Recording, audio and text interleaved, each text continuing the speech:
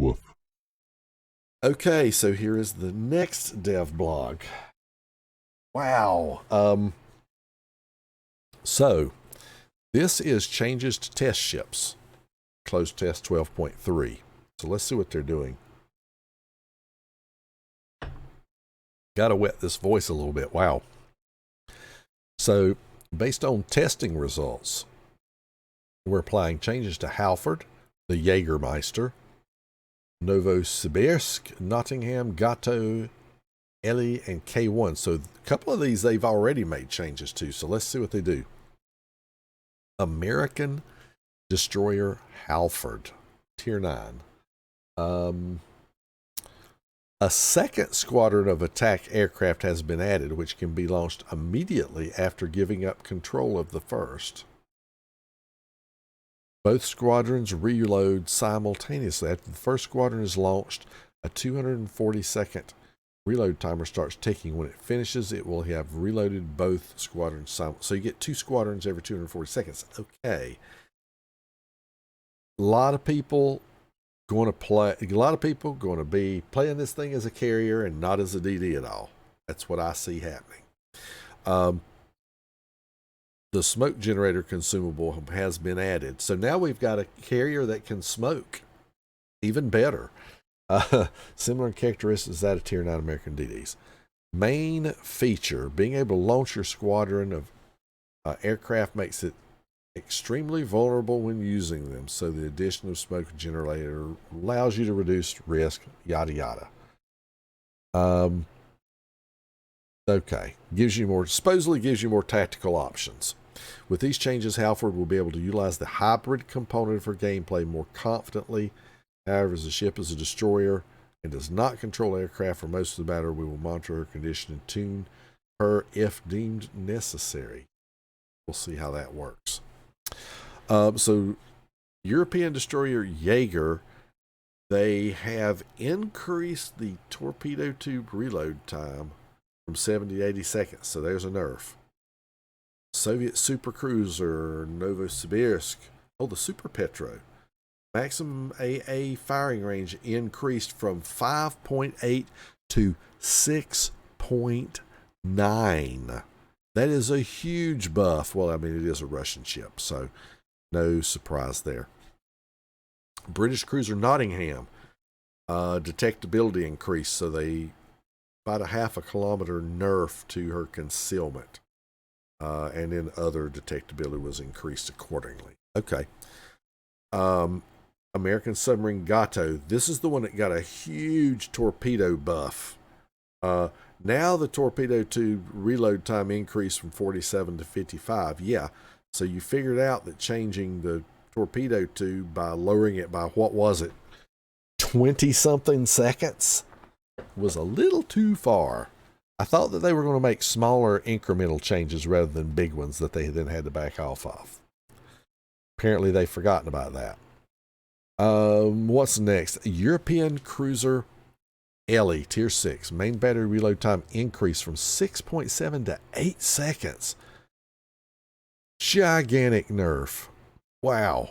I'm still in shock over a sub getting nerfed. I'm shocked. Soviet submarine K1, Tier 10. Torpedo tube reload time reduced. Here you go. Now they've made up for it. Reduced from 55 to 48 seconds. How lovely. So, okay. So to recap, buff to the Soviet sub, big nerf to the European cruiser, a nerf to Gato to partly make up for the gigantic buff it got, to partly correct some of that. A nerf to the Nottingham, a buff to the AA of the Super Petro, and a nerf, pretty good nerf to the European DD Jäger. And then Halford. What do I say about that? Again, going to be people doing nothing but launching planes in it. They're going to sit in their smoke, and you know what's going to happen? They're going to get torpedoed, and I'm going to be the one to do it with my torpedo boat. So there you go. So that's it for this one. That is the dev blog from today. The first one from today. Changes to test ships. But there's more. But wait, there's more. One more. Let's see what we've got here. Okay. One more. So this is the second dev blog from today. Dmitry, Pozharsky. It's Starsky and Hutch. Starsky and Dmitry. Anyway, in close testing 12.4, Soviet cruiser Dmitry Pozharsky has been added to the game for testing. This is a tier 8.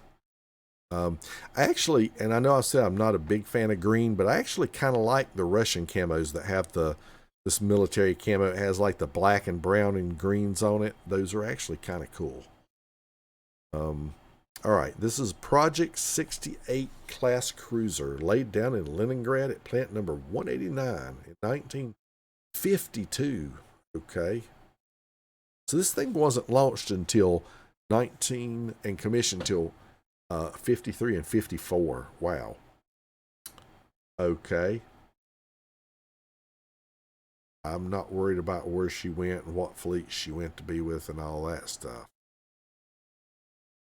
Ship is armed with 12 152mm main battery guns, which use only AP shells with improved ricochet angles. Flat ballistics. I wouldn't expect anything less. The cruiser is also armed with torpedoes with very short range. It deals high damage per minute, quick rudder shift time, bad concealment. So very typical Russian traits.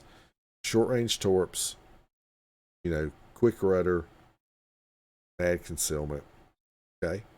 The consumables are represented by short burst smoke generator. Okay. Okay. Short burst smoke generator. And hydroacoustic search or defensive AA. And by short burst, I'm assuming they mean like British DD. So hydro or defensive AA in one slot. So we got stats. Let's see what this thing looks like. 40,000 hit points at tier 8. 25mm plating. 12 152s with an 18.1 range. 950 meters per second velocity. Holy cow, that is some flat shells, but it's Russian. Reload time of 7 seconds. That's interesting. Okay. Turret traverse is nothing to write home about. What else we got? Torpedoes, 4 kilometers. That's what I was thinking. So 4 kilometers torpedoes. Some secondaries. So you get damage control, hydroacoustic or defensive AA, short burst smoke. No heal. Okay. So that is your last dev blog of the last 3 days. 5 of these in 3 days that they put out. Tier 8 Soviet cruiser Dmitry Pozharsky. Probably will be okay. It'll probably be okay. I think this is meant to almost be kind of like a Kutozov with a short burst smoke generator, but worse torpedoes.